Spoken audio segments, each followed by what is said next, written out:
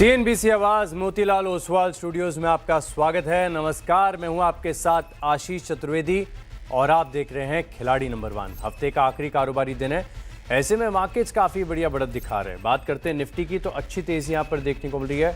100 अंकों से ज्यादा राउंड फिगर आप देखें तो ऑलमोस्ट आधे प्रतिशत का मूव है। बैंकिंग स्टॉक्स में भी आज चारों तरफ आपको एक्शन नजर आएगा। 300 अंक की बढ़िया बढ़त देखने को मिल रही है, डे हाई से ज्यादा दूर नहीं है। आधे प्रतिशत के मूव्स यहाँ पर आपको नजर आ रहे हैं और स्मॉल कैप और मिड कैप काफी सारे स्पेसेस और सेक्टर्स ऐसे हैं जहां पर मूव है। अब मिड कैप को देखें, 400 अंक यानी आधे प्रतिशत से ज्यादा की बढ़ोतरी यहाँ पर आपको नजर आएगी और स्मॉल कैप को देखें तो यहाँ पर भी तेजी का एक्शन है। निफ्टी स्मॉल कैप 100 तकरीबन 100 अंकों की बढ़त के साथ यहाँ पर ट्रेड करता हुआ नजर आ रहा है। लेकिन समझते हैं कि पूरी ब्रॉडर मार्केट आपसे क्या कह रही है, बाजार में कितने शेयरों में खरीदारी, कितनों में गिरावट, ये इंडिकेटर हम रोज देखते हैं और कंफर्टेबल है। इनफैक्ट जितने शेयर गिर रहे हैं उससे कहीं ज़्यादा दुगने से ज़्यादा बढ़ रहे हैं। 1984 शेयर ऐसे हैं जहां पर आप देखिए बढ़त के साथ कारोबार है, दोनों के बीच में वाइड मेजर डिफरेंस है। 800 शेयर ऐसे हैं जहां पर आपको गिरावट नजर आएगी। निफ्टी की स्ट्रैटेजी समझते हैं, यानी निफ्टी में कौन से स्टॉक्स है जहां पर बढ़त है, कहां पर गिरावट है। रिलायंस आज भी मजबूत है, कल बड़ा ब्रेकआउट दिया था। एचडीएफसी बैंक ऊपर है, एनटीपीसी एमएनएम यहां पर खरीदारी है। लेकिन कल की 10% की गिरावट के बाद आज भी नो रिलीफ, आईटीसी नीचे। बजाज ऑटो कमजोर, भारतीय एयरटेल कमजोर, अल्ट्राटेक यहां पर भी गिरावट आपको नजर आएगी। टोटल जो गिरने वाले शेयर है 44 अंकों का ड्रैग दे रहा है। बात करते हैं बैंक निफ्टी की, तो बैंक निफ्टी में एक ही है गिरने वाला, वो है कैनरा बैंक, लेकिन ना के बराबर। लेकिन इसके सामने देखिए 303 अंकों की बढ़त लीड कर रहा है एचडीएफसी बैंक अकेले 80 अंकों के कंट्रीब्यूशन के साथ। 55 अंक आईसीआईसीआई बैंक दे रहा है। स्टेट बैंक ऑफ इंडिया भी देखें तो 57 अंकों की बढ़त के साथ यहाँ पर कारोबार करता हुआ नजर आ रहा है। यानी ओवरऑल देखें तो बैंक निफ्टी का सेंटिमेंट काफ़ी अच्छा है। निफ्टी में स्टॉक्स में उतार चढ़ाव देखने को मिल रहे हैं, लेकिन हफ्ते का आखिरी कारोबारी दिन है और ये हफ्ता बहुत एक्साइटिंग देखने को मिला है, जहाँ पर हमारे मार्केट एक्सपर्ट्स ने बेहतरीन दमदार ट्रेड्स को आइडेंटिफाई किया और अपने पोर्टफोलियो में शामिल किया। चलिए इन एक्सपर्ट्स को शो में शामिल करते हैं। सैमको सिक्योरिटीज के ओम मेहरा, रघुनाथ कैपिटल के पवन महेश्वरी और इक्विनॉक्स रिसर्च के पंकज रांदड़े हमारे साथ। आप तीनों को नमस्कार, शो में स्वागत है। और आपसे करें चर्चा, इससे पहले देख लेते हैं कि अब तक के जो आइडियाज़ आपने दिए थे इनकी परफॉर्मेंस कैसी है। लेकिन दर्शकों को बता देता हूँ, कल 3:30 बजे तक की परफॉर्मेंस है। अपडेटेड परफॉर्मेंस थोड़ी देर में आएगी, तब तक के लिए आप देखिए। और क्या स्क्रीन लग रही है, इसका तो स्क्रीनशॉट ले लें। 14% ओम मेहरा जी के पोर्टफोलियो में है। पवन महेश्वरी 7% राउंड फिगर 6.7% प्रिसाइजली है। वहीं पंकज रांदड़ जी 6% के गेंस हैं, इसी हफ्ते के गेंस हैं। क्या स्टॉक्स आइडेंटिफाई किए हैं, ज़बरदस्त। लेकिन इस प्रदर्शन के पीछे वो कौन से स्टॉक्स हैं जिन्होंने इतनी बढ़त दी, तो टॉप ट्रेड्स आपकी स्क्रीन पर आएगा। टॉप ट्रेड्स में अशोक लेलैंड रुकने का नाम नहीं ले रहा, 192 के टारगेट दिए थे ओम मेहरा जी ने, बढ़िया तेजी है। आईसीआईसीआई प्रो लाइफ 2% की तेजी रही, 720 का टारगेट दिया था। और स्टार हेल्थ 1.5% का कंट्रीब्यूशन, टारगेट 520 रुपये का दिया गया था। तो ये की स्टॉक्स हैं जिनकी तरफ से आपको बढ़िया प्रदर्शन देखने को मिला। अब एक काम करते हैं, पहले मार्केट की स्ट्रैटेजी और रणनीति समझ लेते हैं, क्योंकि आज फाइनल्स है। आज सिर्फ 3:30 बजे तक का ही वक्त है। ओम मेहरा जी, तो आप तो इतने कंफर्टेबल लेवल पर आगे चल रहे हैं कि कुछ नहीं भी करेंगे तो भी आप अच्छी स्थिति में, है ना। तो लेकिन अभी खेल खत्म नहीं हुआ है, अभी है, समय है। स्टॉक्स में एक्शन आ सकता है किसी भी प्रकार का। क्या स्ट्रैटेजी है सर? 14% के गेंस कैसे ले आए, कौन से स्टॉक्स को आइडेंटिफाई किया, क्या खास रहा इस हफ्ते के दौरान, क्या लर्निंग्स है आपकी, बताइए। जी, good morning Ashish ji, good morning co panelist and good morning viewers ji. बिल्कुल, ऑल्दो हमने स्टार्टिंग जो करी मार्केट में थोड़ा सा गिरावट वहां पे महसूस हमने किया था तब, बट ऑल्दो थोड़ी सेलेक्टिव स्टॉक बेसिस हमारी रही, काफी अच्छा स्टेबल स्टॉक का हमने सेलेक्ट किया था। उसके बेसिस पे विद तक कंफर्टेबल प्राइस एक्शन में भी फॉलो किया with volumes with various other parameters. बहुत ज्यादा हाई बीटा स्टॉक को हमने नहीं पकड़ा, तो एक स्टेबल स्टॉक सिलेक्शन रहा। वही कहीं कहीं मिक्स्ड सेलेक्टिव मिड कैप और लार्ज कैप भी रहे। ओवरऑल अगर हम आज के इंडाइसिस की बात करें तो दोनों इंडाइसिस मेजर रेजिस्टेंस के ऊपर यहाँ पे अभी ट्रेड करते आ रहे हैं। जो निफ्टी का 26,250 का इंपॉर्टेंट रेजिस्टेंस था, आज निफ्टी उसको होल्ड कर रहा है। वहीं बैंक निफ्टी में 60,000 का जो रेजिस्टेंस था उसको होल्ड कर रहा है। तो दोनों काफी कंफर्टेबल पोजीशन में है। तो ऐसे में छोटे गिराव पे यहाँ पे बाई करके चला जा सकता है। कहीं 26,222 के 220 के आसपास यहाँ पे लेवल मिलते हैं, तो बाय ऑन डिप की स्ट्रैटेजी रहेगी। वही आने वाले दिनों में आने वाले वीक में भी काफी अच्छा हमें मोमेंटम यहाँ मिल सकता है, जो कि एक्सपेक्टेड लेवल 26,500 और 26,800 के आसपास आने वाली वीक में दिखे देखे जा सकते हैं। और वहीं बैंक निफ्टी बिल्कुल ऑलमोस्ट ऑल टाइम हाई के आसपास है, करीबन 100 पॉइंट के आसपास यहाँ पे नीचे है। तो माइट भी आज शायद पूरे दिन में या फिर मंडे के सेशन में जरूर वो भी न्यू हाई हमें लगता हुआ दिखाई दे सकता है। तो नए हाई की तैयारी हो रही है और अपनी स्ट्रैटेजी थोड़ी सी बता दी है कि वॉल्यूम पैरामीटर्स पर फोकस किया, लार्ज कैप स्टॉक्स पर नजर रखी और अच्छे मोमेंटम वाले स्टॉक्स को पिक किया। 14% के गेन्स आगे पोर्टफोलियो में। पवन सर, शो में स्वागत है। बताइए, आपकी भी गेन्स बहुत बढ़िया, 7% की तेजी आपके पोर्टफोलियो में। क्या खास रहा, कैसे स्टॉक्स को फिल्टर किया, कैसे कन्विक्शन वाले स्टॉक्स ढूंढे आपने? Good morning Ashish, good morning to all the co panelist and to all the viewers. देखिए, मार्केट में ना 25,900 के बाद हमने आई थिंक मंगलवार के आसपास हमारा बात हुआ था, जब मैंने कहा था कि 26,200 और 26,500 आता दिख रहा है। तो मेजर इंडाइसेस पे आपका व्यू एकदम क्लियर हो गया था मेरा कि मेजर इंडाइसेस जो है वो पॉजिटिव टेरिटरी में है। वहां पर हाई बीटा के स्टॉक्स को हमें ढूंढना था, जहां पर एक मिनिमम स्टॉप लॉस के साथ हम आगे बढ़ पाए। और वही स्ट्रेटेजी सारा जो है हमने निफ्टी 100 के अंदर ही ऑलमोस्ट ट्रेड लिए थे इस बार। तो वहां पर क्या है, हाई वॉल्यूम है और काफी अच्छी बीटा मूवमेंट थी। तो that was one of the reason कि इस बार अच्छे स्टॉक्स निकल के आए काफी। बढ़िया स्टॉक्स आइडेंटिफाई किए हैं, हाई बीटा। और एक की लर्निंग इसमें से है कि निफ्टी जो टॉप 100 स्टॉक्स हैं इनको ही चुना है, बाहर नहीं गए इससे। चलिए बढ़िया, पंकज सर के पास चलते हैं। 6% की तेज़ी आपके पोर्टफोलियो में, एक हफ्ते के दौरान 6% के गेंस काबिले तारीफ हैं, बढ़िया प्रदर्शन है। लेकिन आप थोड़ी सी अभी कांटे की टक्कर दे रहे हैं, पवन जी और पंकज जी के बीच में चल रही है। अब दूसरे स्थान पर कौन होगा? अभी पहले नंबर पर तो मेरा जी अनडिस्प्यूटेड है, बढ़िया तेज़ी इनके पोर्टफोलियो में। पंकज सर, बताइए कैसे स्टॉक्स को आइडेंटिफाई किया है और अब इस खेल में आगे निकलने के लिए आपकी क्या तैयारी है? Ji good morning Ashish ji, good morning to everyone. Ashish ji, मेरा जो खेल का तरीका है पहले से थोड़ा सा एग्रेसिव ही रहा हुआ है और मेरी बेट्स जो थी वो डाइवर्सिफाइड थी। मुझे लगता है कि सारेगामा जैसे स्टॉक्स ने हिंद कॉपर में मैंने थोड़ा सा जल्दबाजी कर लिया है, लेकिन गेम रूल के हिसाब से मेरे को खेलना जरूरी था।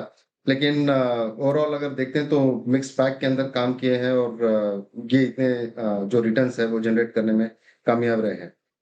और ऑल राइट। जहाँ तक बात निफ्टी की है आशीष जी, मैं पहले से ही कह रहा हूँ कि इस एक्सपायरी जो ये सीरीज हो रही है तो ये साइडवेज पॉजिटिव ही लग रहा है मेरे हिसाब से। स्टॉक स्पेसिफिक मूवमेंट्स भी बढ़िया है और इंडाइसेस पॉइंट ऑफ व्यू से भी अगर देखा जाए तो काफी अच्छा टर्न अराउंड देखने मिला है यहाँ पे। बार्गेनिंग पावर अभी भी जो है वो बैंक निफ्टी के अंदर नजर आती है। बैंक निफ्टी का सेटअप ज़्यादा कन्विंसिंग लग रहा है। स्टॉक्स तो बढ़िया आइडेंटिफाई किए, कुछ में प्रॉफिट बुकिंग जल्दी कर दी, मिसाल के तौर पर हिंदुस्तान कॉपर। नहीं तो किसको पता है पंकज जी का ही पोर्टफोलियो सबसे आगे होता। एक काम करते हैं, पोर्टफोलियो की बात ही हो रही है तो एक एक करके देख लेते हैं कि किसके पोर्टफोलियो में क्या क्या है और क्या स्कोप बन रहा है, क्या स्टॉक्स ऐड किए जा सकते हैं कि नहीं। सबसे पहले ओम मेहरा जी का पोर्टफोलियो जो सबसे ज़्यादा चमक रहा है, ये आपकी स्क्रीन पर आएगा, इसे समझते हैं। अब गुजरात गैस, ये स्टॉक आइडेंटिफाई किया था, बुक प्रॉफिट कर लिया अशोक लेलैंड में। वारी रिन्यूएबल्स, यहाँ पर भी प्रॉफिट बुकिंग कर ली, पोर्टफोलियो पड़ा है खाली, 2 का विकल्प है और बड़े मार्जिन से आगे हैं। सर बताइए क्या करेंगे? कि आज के लिए मेरा हाई बीटा थोड़ा स्टॉक रहेगा तिलक नगर इंडस्ट्रीज, 461 के आसपास यहाँ पे ट्रेड कर रहा है। इसके वॉल्यूम्स में काफी अपसर्च हमें देखने को मिला है और स्लाइटली एक बुलिश पैटर्न हमें यहाँ पे विजिबल होता हुआ दिखाई दे रहा है। तो इसका हम स्टॉप लॉस रखेंगे 448 का और टारगेट रहेगा 510 का। 510 के टारगेट, 448 रुपीज़ का स्टॉप लॉस। सबसे पहला स्टॉक चुना है तिलक नगर इंडस्ट्रीज़, यहाँ पर रखेगा खास फोकस, ये लिकर वाली कंपनी है। चलिए ठीक है, अब पवन जी का पोर्टफोलियो देखते हैं, इनके पोर्टफोलियो में क्या क्या है और कितना विकल्प बचता है स्टॉक्स को आइडेंटिफाई करने के लिए। एनएमडीसी ये अभी भी होल्ड है, प्रॉफिट बुकिंग यहाँ पर कर ली पीएनबी हाउसिंग फाइनेंस में। आईसीआईसीआई प्रूडेंशियल लाइफ ये अभी भी होल्ड है। 2 पोजीशंस खुली हुई हैं सर आपकी, तो नियमों के अनुसार सिर्फ एक को ही ऐड कर पाएंगे। एक बढ़िया कन्विक्शन वाला स्टॉक बताइए। आशीष जी, मेरे को सिंजिन इंटरनेशनल अच्छा लगता है। सिंजिन ने काफी अच्छा कंसोलिडेशन कर लिया है और उसके बाद ये ऊपर आने के लिए तैयार है। 653 अभी इसका सीएमपी है, 640 का इसमें मेरा स्टॉप लॉस रहेगा और 690 तक के अब इसमें टारगेट देख सकते हैं। 640 का स्टॉप लॉस, 690 के टारगेट। सिंजिन को चुना है, इस स्टॉक पर नज़र रखिएगा, यहाँ पर एक्शन देखने को मिल सकता है। ऑल राइट, अब देखते हैं पंकज जी का पोर्टफोलियो। इनके पोर्टफोलियो में भी 6% की बढ़त है। जो स्टॉक्स अभी फ़िलहाल हैं इनके पास, एक तो स्टार हेल्थ और GSPL, ये दोनों स्टॉक्स आइडेंटिफाई किए थे कल शो के दौरान। ये अभी भी पोजीशंस ओपन है। सर पहले बताइए, इनमें कोई रिव्यू क्या करेंगे, कितना वक्त और देंगे, क्या आज इन्हीं के साथ जाना है आगे? और दूसरी बात, अब एक विकल्प है आपके पास ऐड करने के लिए, एक कन्विक्शन वाला स्टॉक आपको ऐसा चाहिए जो पवन जी के पोर्टफोलियो से आप आगे निकल जाओ। जहाँ तक ये दोनों स्टॉक्स की बात है आशीष जी, मेरा अभी भी जो व्यू है इसके अंदर पोजिशनल पॉइंट ऑफ व्यू से ही देख रहा हूँ। कल मैंने शो के दौरान भी बोला था कि गेम शो के दौरान अगर हो सका तो मुझे निकालना पड़ेगा, लेकिन जो कन्विक्शन है स्टार हेल्थ के अंदर 510 का, वो मुझे अभी भी इंटैक्ट लगता है। और GSPL के अंदर अभी भी जो है मोमेंटम कंटिन्यू रह सकता है। अभी का जो ट्रेड रहेगा, जो पहला ट्रेड रहेगा, उसके ऊपर टैरिल के अंदर transformers and rectifiers of India limited 335-336 की रेंज पर ये फिलहाल अभी ट्रेड कर रहा है। ऑलरेडी काफी बढ़ चुका स्टॉक है, लेकिन मैं स्टिल इसके साथ में जाना पसंद करूंगा। मारूबोजू जैसे कैंडल फॉर्मेशन हुए हैं यहाँ पे, तो मोमेंटम काफी स्ट्रांग रह सकता है यहाँ पे। 369 के टारगेट्स के लिए इसको प्ले करना है with the stop loss of 315। 336 का भाव चल रहा है, 315 रुपये का स्टॉप लॉस और 369 रुपीज़ के टारगेट, और एक क्लासिकल आपका स्टाइल है। अब तक जितने बार मैं आपके साथ शो कर रहा हूँ, एक चीज़ समझ में आई कि 8% 10% स्टॉक बढ़ जाए तो पंकज जी को डर नहीं लगता ऐड करने से। ऐसे ही स्टॉक्स को चुनते हैं जिनमें मोमेंटम काफ़ी ज़्यादा है, बड़ा मूव देखने को मिल रहा है, बड़े वॉल्यूम्स के साथ यहाँ पर एक्शन है। और 336 के आसपास यहाँ पर इस स्टॉक को आइडेंटिफाई किया, अपने पोर्टफोलियो में जोड़ा है 315 के स्टॉप लॉस के साथ। देखेंगे कि अब एक्शन कैसा बनता है यहाँ पर। ऑल राइट, तो हमारे जो 3 मार्केट एक्सपर्ट्स हैं इनमें सिर्फ एक ओम मेहरा जी ऐसे हैं जिनके पोर्टफोलियो में 2 शेयरों को ऐड करने का विकल्प बनता है, और इन्हीं का पोर्टफोलियो सबसे आगे है, 14% आगे चल रहा है। वैसे तो मैं समझ रहा हूँ कि सर आपकी क्या स्ट्रैटेजी होगी, लेकिन फिर भी बताइए दूसरा स्टॉक कौन सा ऐड करेंगे? जी आशीष जी, ऑब्वियसली आप सही सोच रहे हैं, मैं थोड़ा भी होल्ड करना चाहूंगा। ये पता था मुझे, इतने अच्छे कंफर्टिंग मार्जिन से आप आगे चल रहे हैं, आप क्यों रिस्क लेंगे बेवजह? ऑलरेडी आपने तिलक नगर इंडस्ट्रीज़ को जो है ऐड कर लिया है। तो जो दूसरा स्टॉक है इसमें वेट एंड वॉच का विकल्प है, कंफर्टेबल मार्जिन से इन्होंने पूरे हफ्ते का काम एक साथ ही कर लिया है।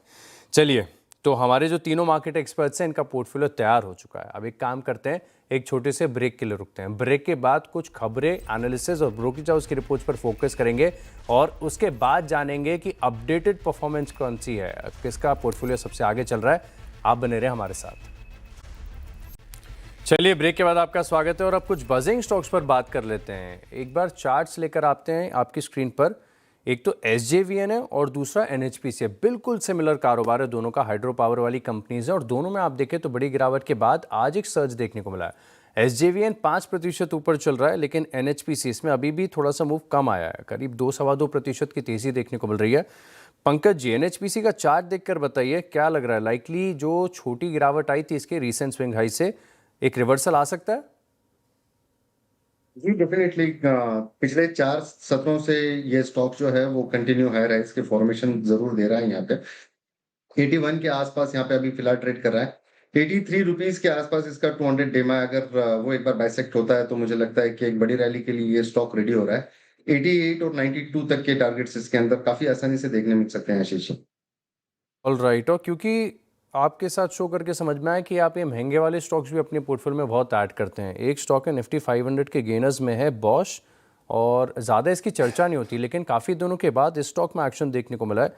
तो पंकज जी, बॉश का भी चार्ट देखकर बताइए। स्टॉक में एकाएक यानी 42,000 के स्विंग हाई से ये एक तरफा नीचे आया था, अब आज 2400 रुपये ऊपर है, 7% की तेज़ी स्टॉक में देखने को मिल रही है। और अब मूव आ सकता है स्टॉक में? ये एक आज की अगर कैंडल देखते हैं, बैक्ड बाय वॉल्यूम है यहाँ पे और मारूबोजू के फॉर्मेशन है, काफी डोमिनेंट कैंडल नजर आ रही है। मुझे लगता है ये स्टॉक 42,000 रुपीज की इसकी आइडियल वैल्यूएशन भी होनी चाहिए सर। मुझे लगता है कि ये 42,000 भी अगर क्रॉस करता है तो ऊपरी लेवल पर इसके 43,500 45,000 तक के लेवल्स जो है ओपन हो सकते हैं। ओवरऑल ये साल ये बॉश के लिए काफी बढ़िया साबित हो सकता है आशीष जी। चलिए, अब एक काम करते हैं, बात करते हैं QSR सेक्टर की, और इसकी 2 दिग्गज कंपनीज देवयानी इंटरनेशनल और सफायर फूड्स, एक ही ग्रुप की कंपनी है। इनका विलय होने जा रहा है, मर्जर होने वाला है। इससे क्या फ़ायदे होंगे, क्या मायने? अगर आपके पास सफायर फूड्स है तो आपको क्या करना चाहिए, देवयानी इंटरनेशनल को कैसा फ़ायदा है, पूरी रिसर्च की है कंचन नौटियाल ने। कंचन, गुड मॉर्निंग। जी। दिव्यानी इंटरनेशनल और सफायर फूड्स, क्या डिटेल्स है? सबसे बड़ा फायदा तो ये है कि आपको अब पिज्जा हट, KFC और साथ ही साथ जो यम फूड्स है एक ही प्लेटफॉर्म पे आते हुए दिखाई देंगे। यहाँ पे मर्जर होने वाला है। मर्जर की खबरें तो वैसे पहले ही हमें आती हुई दिखाई दी थी और जो तीनों ही ब्रांड है वो अब एक प्लेटफॉर्म पे आ जाएंगे और ये जो रेगुलेट होगा वो होगा लागू होगा 1 अप्रैल 2026 से। और अभी फिलहाल अगर देखा जाए तो शेयर होल्डर और साथ ही साथ रेगुलेटर की जो मंजूरी है वो आना बाकी है। इस टाइम पे अगर हम मर्जर का स्ट्रक्चर समझे तो वो कुछ इस तरीके का है। देखिए, ये हम जानते हैं कि शेयर स्वैप के जरिए हमें ये पूरी की पूरी डील जो है वो होती हुई दिखाई देगी, जहां पे सफायर के 100 शेयर्स के बदले दिव्यानी के 177 शेयर्स जो हैं वो स्वैप होंगे। मौजूदा शेयर भाव पे ये जो मर्जर डील है वो हमें होती हुई दिखाई पड़ेगी और जो दिव्यानी इंटरनेशनल है उसके जो हैदराबाद बेस्ड अप्रोक्सीमेटली 19 स्टोर्स है वो भी यहाँ पे खरीदे जाएंगे। अब यहाँ पे देखिए, वैल्यू अनलॉकिंग आपको काफी ज्यादा होती हुई दिखाई देगी। सबसे पहले तो जो वैल्यूएशंस है वो आपको काफी ज्यादा अट्रैक्टिव होते हुए नजर पड़ेंगे। जो स्टोर का रेवेन्यू है, जो कॉस्ट है, वो भी आपको इंप्रूव होती हुई नजर आएगी और जो ओवरऑल बिजनेस की ग्रोथ है वो भी यहां से हमें एक्सेलरेट होती हुई दिखाई दे सकती है और ऑपरेटिंग लेवरेज जो है वो भी आपको हायर साइड में जाता हुआ दिखाई दे सकता है। एक बार अगर इनकी फाइनेंशियल्स की पिक्चर पे नजर डाली जाए तो देखिए, स्टोर्स यहां पे दिव्यानी के हैं करीब करीब 2040, सफायर के हैं 963। रेवेन्यू अगर देखा जाए दिव्यानी का तो करीबन 5000 करोड़ का है और वहीं अगर सफायर का देखा जाए तो ये 3000 करोड़ का है। ऑपरेटिंग एबिटा की अगर बात करी जाए तो करीब करीब 500 करोड़ और ये 262 करोड़ का। और मार्जिन यहाँ पे अगर देखें तो 10% के अप्रोक्सीमेटली दोनों के ही मार्जिन हमें देखने को मिले हैं। अब अगर बात करी जाए दिव्यानी इंटरनेशनल के पोस्ट डील की तो वहां पे भी हमें अच्छे खासी जो वैल्यू अनलॉकिंग है वो दिखाई होती हुई पड़ सकती है। जहां पे अगर बात करें आय की यानी कि रेवेन्यू की तो करीब करीब 58% देखने को मिल सकता है, एबिटा 53% और जो इक्विटी बेस है वो है अप्रोक्सीमेटली 46% का। तो यहाँ पे फायदा काफी ज्यादा होता हुआ दिखाई दे सकता है बिकॉज एक बड़ी वैल्यू अनलॉकिंग आपको इस डील के बाद देखने को मिलेगी। कंबाइंड एंटिटी बताया जा रहा है कि QSR स्पेस में दबदबा इसका काफ़ी ज़्यादा बढ़ जाएगा और इसी के चलते अगर आप देखें तो ज़्यादातर ब्रोकरेज हाउस भी बुलिश हैं। शुक्रिया कंचन हमारे साथ जुड़ने के लिए और विस्तार से रिसर्च हमारे साथ शेयर करने के लिए। एक बार राय ले लेते हैं दिव्यानी इंटरनेशनल पर। ये स्टॉक ज़रूर थोड़ा सा ऑफ आइज हो, इनफैक्ट ज़्यादा ऑफ आइज हो गया। इसने करीब करीब 160 रुपये का डे हाई बनाया था, वहाँ से नीचे आया। सफायर फूड्स तो भी थोड़ा सा नीचे चल रहा है। पवन जी, दिव्यानी इंटरनेशनल चार्ज देखकर बताइए, जिनके पास है वो क्या करें? आशीष जी, दिव्यानी इंटरनेशनल ने पिछले 2 वीक्स के अंदर काफी अच्छा मूव दिया है, बट आज ये अभी फिलहाल इस 160-165 का जब तक ये लेवल नहीं तोड़ता है तब तक मैं इसमें लॉन्ग जाना नहीं चाहूंगा। यहाँ पर 160 का लेवल अगर ये तोड़ेगा तो ही इसमें लॉन्ग जाएंगे, अदरवाइज एक बार वेट करेंगे। ऑल राइट, 160 के ऊपर जाएगा तभी यहाँ पर नई खरीदारी करनी चाहिए और फिलहाल के लिए तो थोड़ा सा अवॉइड करेंगे। कुछ और स्टॉक्स हैं जहाँ पर मजबूत बस देखने को मिल रहा है। एक एलिकॉन इंजीनियरिंग देखते हैं, बड़े दिनों के बाद इस स्टॉक में तेजी आई है, 6% की तेजी है। एक तरफा गिरावट इस स्टॉक में भी देखने को मिली थी। तो ओम मेहरा जी, आप बताइए इसके चार्ट्स पर 511 का भाव, 6% ऊपर, एलिकॉन इंजीनियरिंग, क्या करें? जी, इसके अगर हम ब्रॉडर चार्ट्स की अगर हम बात करें तो एक अच्छा खासा बेस फॉर्मेशन हमें 480 और 500 के लेवल के आसपास यहाँ पे बनता हुआ दिखाई दे रहा है। स्लाइडेड म्यूटेड टेरिटरी में जरूर था, तो ऑब्वियसली हम वेट करेंगे 520 के लेवल के निकलने से। अगर 1 से 2 दिन में अगर ट्रैक्शन आता है तो एक अच्छी खासी अप मूव यहाँ एक्सपेक्टेड है, जो कि 555-570 के आसपास मूव दिखा सकते हैं। यहाँ पर आपको एक अप मूव देखने को मिल सकता है। आज ये बस, जो इलेक्ट्रिक बस बनाने वाली कंपनीज हैं, इनमें भी एक ज़बरदस्त एक्शन है। 2 स्टॉक्स आपकी स्क्रीन पर लेकर आता हूँ एक एक करके। एक तो ओलेक्ट्रा ग्रीन टेक है, ये 4% ऊपर चल रहा है, लेकिन आउट परफॉर्म कर रहा है JBM auto. In fact JBM auto में कुछ दिन पहले भी एक बढ़िया बस देखने को मिला था, ये करीब करीब 6% ऊपर है। पंकज जी, आप देखिए चार्ट JBM ऑटो का, 6% ऊपर है, बढ़िया तेजी है, क्या लग रहा है? आशीष जी, देखिए ओवरऑल स्पेस में ही काफी बढ़िया ट्रैक्शन है और आज जिस हिसाब से इसकी तेजी है, पिछले 2-3 दिनों की कंसोलिडेशन के बाद में आज ये स्टॉक निकल गया है। मुझे लगता है कि इस रेंज के ऊपर में भी एक खरीदारी कर सकते हैं ये स्टॉक को, विद द स्टॉप लॉस 640 और ऊपरी लेवल पर मुझे लगता है कि टारगेट जो है 697-10 के आसपास देखने मिल सकते हैं। काफी बढ़िया एंटिसिपेशन नजर आ रहा है सर। ITC, इसकी तो चर्चा करनी पड़ेगी, पूरा देश इसके बारे में बात कर रहा है। स्टॉक कल 10% गिरावट के बाद आज फिर 4% लुढ़का है। मैं आप तीनों एक्सपर्ट से इसकी राय जानना चाहूँगा, बाय, सेल या होल्ड, सिर्फ इतना ही जानना है। सबसे पहले ओम मेहरा जी, आईटीसी क्या करें? जी आशीष जी, मैं यहाँ पे बाय के साथ ही जाना चाहूंगा, क्योंकि लास्ट अगर हम इसके ब्रॉडर चार्ट की बात करें या फिर मंथली चार्ट्स की बात करें तो 350 का लेवल, 340 350 का एक इम्पॉर्टेंट क्रूशियल जंक्चर रहा है हमेशा से। और ऑल्दो ये शॉर्ट टर्म पैनिक है, और ऐसे भाव जनरली साल भर आदमी वेट करता रह जाता है बट मिलता नहीं है, तो ये काफी लुक्रेटिव भाव पे हमें यहाँ पे दिखाई दे रहा है, तो ऑब्वियसली इस लेवल पे जरूर ऐड करें। जी, तो भाव से अट्रैक्टिव लग रहा है ओम जी को। पवन सर क्या विचार है? जी, मैं इसमें अभी वेट करना चाहूंगा, ऐड ही करना है पर फिलहाल वेट करके ऐड करना। तो होल्ड की राय समझूं मैं, वेट करना मतलब? हाँ, तो फिलहाल के लिए साइडवेज मूव है, होल्ड करेंगे। पंकज जी, आपका क्या विचार है इस स्टॉक में? आशीष जी, कल भी अपनी बात हुई थी तो मैंने बाय की रिकमेंडेशन रखी हुई थी, और कल शो के दौरान आपने जो कंपैरिजन समझाया था कि गॉडफ्रे फिलिप, आईटीसी और वीएसटी के बारे में, तो उससे देखकर भी और कन्विक्शन बढ़ जाता है यहाँ पे।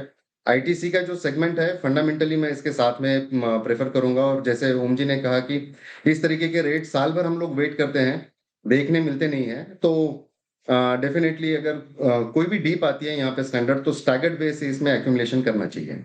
कुल स्टैगर्ड बेस से अक्यूमुलेशन है, लेकिन आप तीनों एक्सपर्ट्स की जहां तक मैं समझ पा रहा हूं राय लंबी अवधि के लिए, ये कोई इंट्राडे या छोटे ट्रेड्स के लिए नहीं है, तो दर्शकों को इस चीज़ को ध्यान में रखना होगा। एक काम करते हैं, एक छोटे से ब्रेक के लिए रुकते हैं, ब्रेक के बाद देखेंगे तीनों खिलाड़ियों का रिपोर्ट कार्ड। आप बने रहे हमारे साथ।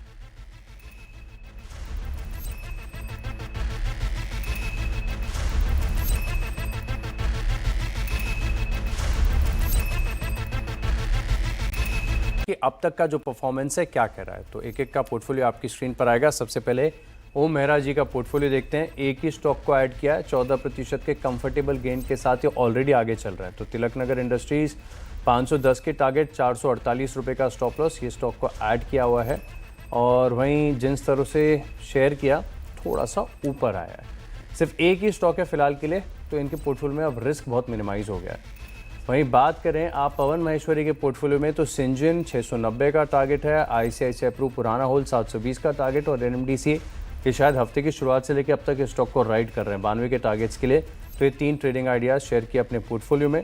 परफॉर्मेंस के हिसाब से देखा जाएगा तो सिंजिन फ्लैट ही है, आईसीआईसीआई प्रू ज़रूर ऑलमोस्ट 2%, और एनएमडीसी इस स्टॉक पर कन्विक्शन बनाए रखा। अब राउंड फिगर आप देखें तो 2.3% समझ लीजिए कि गेंस है यहाँ पर। पंकज रांदड़ जी के पोर्टफोलियो में इतनी बड़ी बढ़त के बाद भी टैरल को ऐड किया, 369 के टारगेट, 315 का स्टॉप लॉस। जीएसपीएल को काफ़ी समय से होल्ड कर रहे, 345 का टारगेट, 300 रुपये का स्टॉप लॉस। और स्टार हेल्थ पर कन्विक्शन अभी भी है 520 के टारगेट के लिए।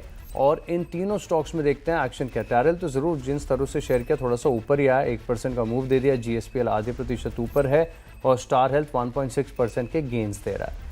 यानी पोर्टफोलियो के जो स्टॉक्स हैं, और रिकैप तो हमने देख लिया, लेकिन अब जिसकी सबसे ज़्यादा हो क्या बात है, ओम मेहरा जी का पोर्टफोलियो 18.6% के गेंस के साथ, मैसिव गेंस के साथ ये बड़े मार्जिन से आगे चल रहे हैं। ज़बरदस्त परफॉर्मेंस यहाँ पर देखने को मिल रही है। पवन महेश्वरी के भी परफॉर्मेंस बहुत अच्छी, लाजवाब, 8.6% के गेंस इनके पोर्टफोलियो में नजर आएंगे। और पंकज रांदड़ जी का पोर्टफोलियो अब दूसरे नंबर पर है, 9.22%। कन्विक्शन ट्रेडिंग आइडियाज़ को अपने पोर्टफोलियो में जोड़ा, रिस्क को मैनेज किया, और अब ये दूसरे स्थान पर है। लेकिन ओम मेहरा का पोर्टफोलियो काबिल तारीफ, 18.6% के गेंस यहाँ पर आपको देखने को मिल रहे हैं। तो चलिए, आप तीनों मार्केट एक्सपर्ट्स की इस बार की परफॉर्मेंस तो काफ़ी बढ़िया और शानदार देखने को मिली है। फाइनल परफॉर्मेंस 3:30 बजे एक बार हम फिर से आपको बताएंगे। लेकिन अब तक ये हफ्ता, इनफैक्ट मैं पिछले 6 महीने से शो कर रहा हूँ, और अब तक का ये सबसे बेहतरीन शो देखने को मिला है परफॉर्मेंस के लिहाज से।